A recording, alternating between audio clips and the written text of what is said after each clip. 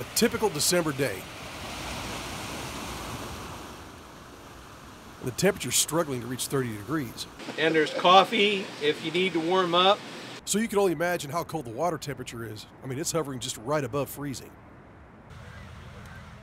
But in spite of the weather, everyone is happy to be here. Well, except for maybe this guy.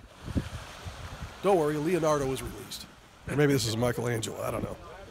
Oh man, my feet are frozen. The cause bringing everybody out here on this cold winter day is to bring back a once vibrant and plentiful game fish, the muskie.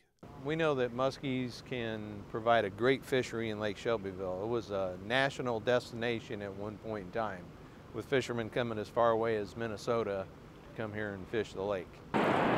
These fish thrive below the Shelbyville Dam. Way back in 2002, a nearly 51-inch muskie was caught in the tailwaters that weighed over 38 pounds. So what happened to the lake? Unfortunately, we had a kill and possibly introduced a disease, and for whatever reason, since that time, in 2007, the population has been declining to the point where we're not seeing hardly any survival of the fish that we're stocking from the hatchery directly. So for this stocking event, they're doing it a little differently. Especially muskies, we know that when they're stocked later, when the water's cooler, they have a higher survival rate.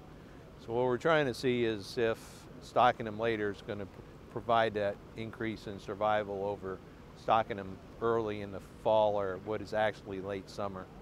Right now the muskie are in this pond. They've been on a diet of mostly fathead minnows, some gizzard shad, and the occasional sunfish. When we put them in the pond, they were over 12 inches, and so we're hoping that they've grown a little bit to maybe 13 inches, 14. But these fish are already part of a larger overall stocking event that's already underway. We already stocked the bulk of the fish that the lake gets, which is 11,000 fish. Most 3/4 of those have already been stocked in the lake. So what we're dealing with now is just 1/4 that we're kind of doing an experiment on. This is part of a bigger study that we're doing with the Illinois Natural History Survey to try to pinpoint what is causing the higher mortality rates of these muskies in Lake Shelbyville. But this is a complicated procedure.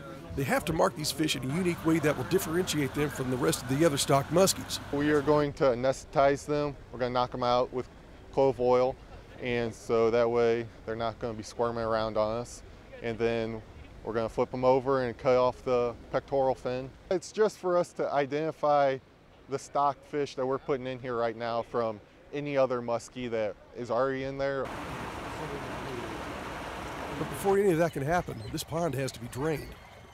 And the volunteers need a little training. That's where your unclipped fish will go in these little tubs. Then take them, transfer them to these bigger buckets, and they will transfer them to the recovery tanks. 2,700 muskie are going to flow into this basin where they'll be netted. Now, this is going to be cold and tedious work at first, until the fish show up.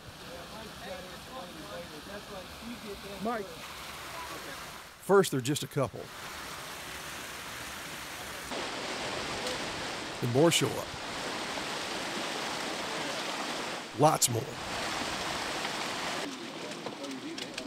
Everybody is busy. Even the kids are volunteering to help. The volunteers are working carefully to make sure that the fish are clipped with the least amount of stress possible. Don't squeeze them too tight because they are fragile. Some of the fish remain a little loopy, but they eventually recover and are placed into tanker trucks to be released later into the lake. We're getting thousands. It looks like, it's hard to tell exactly how many we have, but I think we've broken 1,000 already, so it's looking very good. Everybody's busy. And the fish keep coming. Volunteers and IDNR staff have turned into a well-oiled machine. Your licensed dollars are hard at work. Well, the Division of Fisheries, we get all our money from our fishing license sales and from the federal excise tax on any of the fishing equipment you buy. And that's how we get our money. We don't get any general revenue or any tax dollars or anything like that. So this is what your fishing dollars, fishing license dollars go to. But you have to remember, not one dime is being spent on these volunteers to help Mounts and Company. We couldn't do this without volunteers. So that's really important to us. Now, for those of you who are familiar with muskie, you know how big they are and that they are voracious predators. Large muskie will be at the top of the food chain in any lake that they're in. but that does not mean it will threaten the other sport fish. They tend to key on shad, so they're not just opportunistically feeding whatever goes by them. They don't like spiny ray fish if they can avoid them. The shad have more oil to them, and it's a more nutritious fish for them to feed on. So this lake is actually lacking big predators. The crappie population is doing great. The walleye, we expect them to be doing well. White bass, sauger, all doing pretty good. And especially the crappie right now. And these fish will not, a lot of people are worried that these will affect those fish. And actually there's no evidence that they will feed on them or reduce their numbers.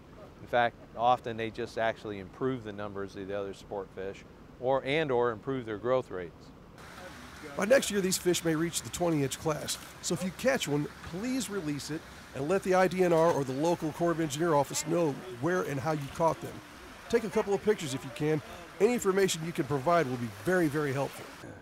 If this shows promise to work, we could repeat this again or possibly modify our stocking regime directly from the hatchery, maybe hold the fish a little bit longer. Time will tell how successful this program will be, but for now everything looks promising for the freshwater barracuda we know as muskies.